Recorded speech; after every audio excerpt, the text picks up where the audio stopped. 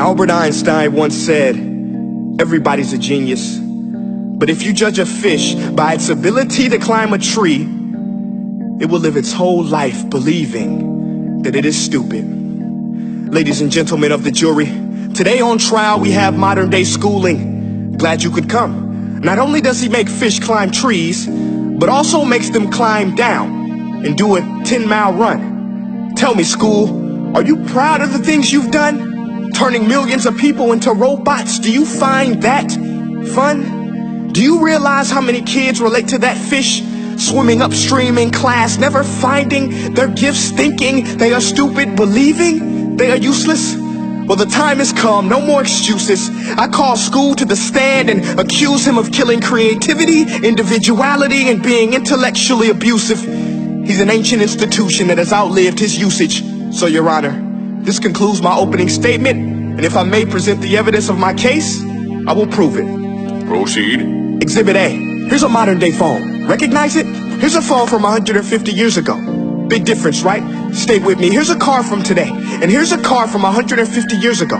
Big difference, right? Well, get this. Here's a classroom of today, and here's a class we used 150 years ago. Now, ain't that a shame? In literally more than a century, nothing has changed. Yet you claim to prepare students for the future?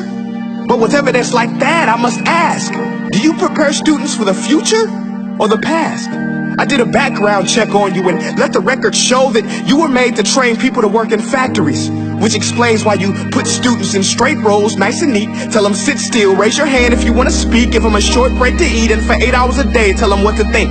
Oh, and make them compete to get an A letter which determines product quality, hence grade A of meat. I get it. Back then, times were different. We all have a past. I myself am no Gandhi. But today, we don't need to make robot zombies. The world has progressed. And now we need people who think creatively, innovatively, critically, independently, with the ability to connect. See, every scientist will tell you that no two brains are the same. And every parent with 2 or more children will confirm that claim. So please explain why you treat students like cookie cutter frames or snapback hats, giving them this one-size-fits-all crap. Watch your language. Sorry, Your Honor, but if a doctor prescribed the exact same medicine to all of his patients, the results will be tragic. So many people will get sick, yet when it comes to school, this is exactly what happens. This educational malpractice, where one teacher stands in front of 20 kids, each one having different strengths, different needs, different gifts, different dreams, and you teach the same thing the same way? That's horrific. Ladies and gentlemen, the defendant should not be acquitted. This may be one of the worst criminal offenses ever to be committed. And let's mention the way you treat your employees. Objection. Overruled. I want to hear this. It's a shame. I mean, teachers have the most important job on the planet, yet they're underpaid? No wonder so many students are short-changed. Let's be honest.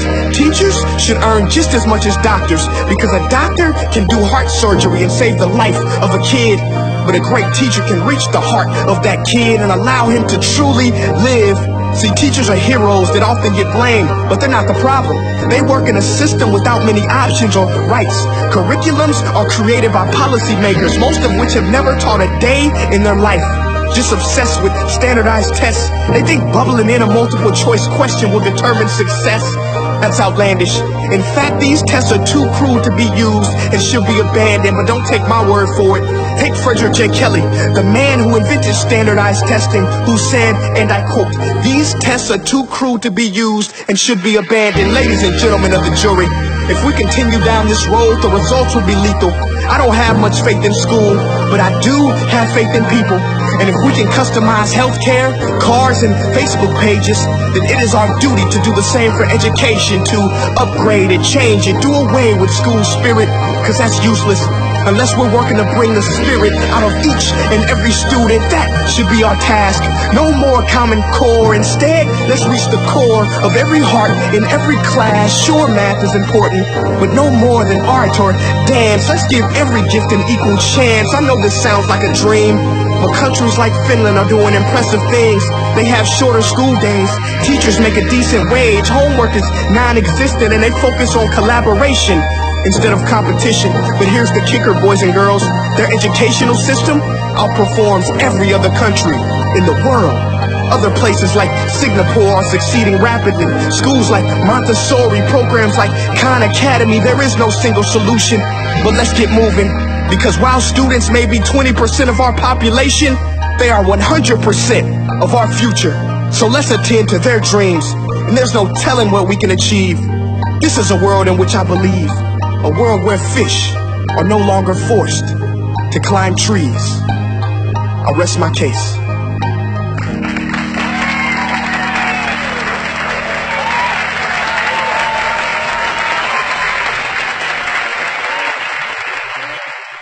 Hey guys, thank you so much for watching that video.